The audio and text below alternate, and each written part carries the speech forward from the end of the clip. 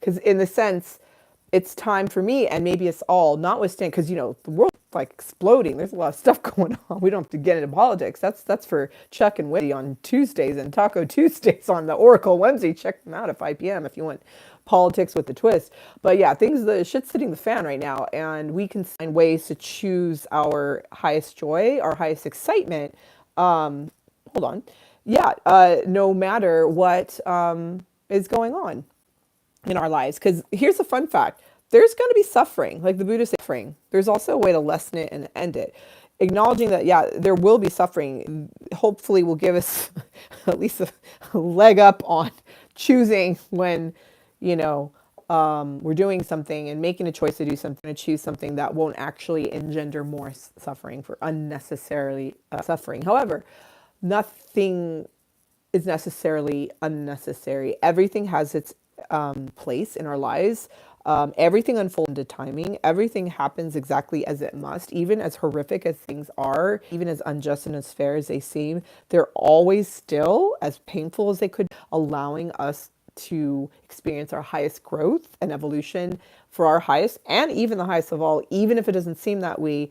But, as I joke, or rather, Kyle Cease, famous spiritual transformational comedic speaker, says, like, there's a reason we haven't really met aliens yet, because they fly by our planet and they're like, whoa, the planet where you got to learn shit. That's a planet where you got to grow. That's a planet where there's pain and suffering. Yeah, there's a way to have a lot of joy. There's joy in moments, and there's fun and excitement here and there. But generally, it always kind of comes back and pivots and pendulates back to, oh God, pain, suffering, difficulty. They're like, so they, and their little, this is their little flying saucer, like, phew, like, adios.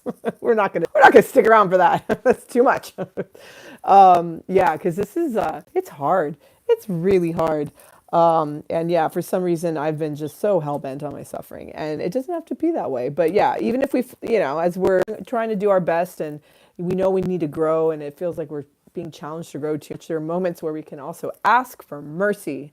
I believe that we have higher guides, spirit guides, folks looking out for us, including our own higher self, if you will, on a subconscious day. They're there to help us out. Just ask for mercy. You don't have to grovel. Whoa, that is a loud, crazy sounding animal. Ah, whoopsie. I'm sorry. I pressed the wrong button. Sorry.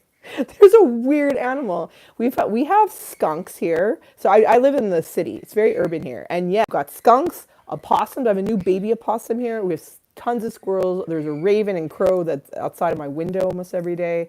Mountain lions. We roam in the streets. All right. Let's see here. Thank you, Mother Stasha Superior. Yeah, I got my nun on, my preacherly nun on.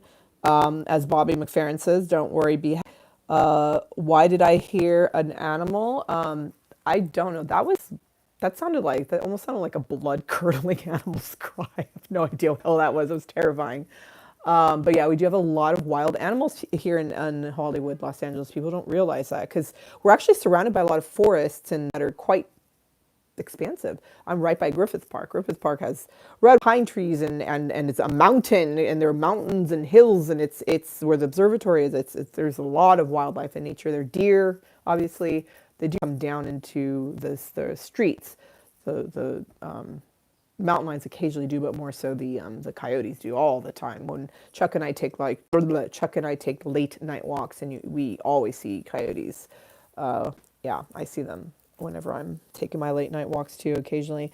Yeah. Did it go P.U.? Sorry. What, like Pepe Le Pew? P.U. You smell, Frenchman. Sorry. Oh my God, what the hell is this live stream? Again, this live stream, I think today, I did write down notes. We did kind of, I think, go in the direction of talking about, yeah, radical self-care, just self-care, self-love, or choosing your joy, and how does it to you? And it's okay if you don't feel joyous, and if you need a change and pivot tomorrow, because yes, the hills are alive with the sound of blood-curdling cries of animals. But thanks, Chuck, for that comment. Oh, do I want to sing my Julie Andrews? The hills are alive with the sound of mountain lions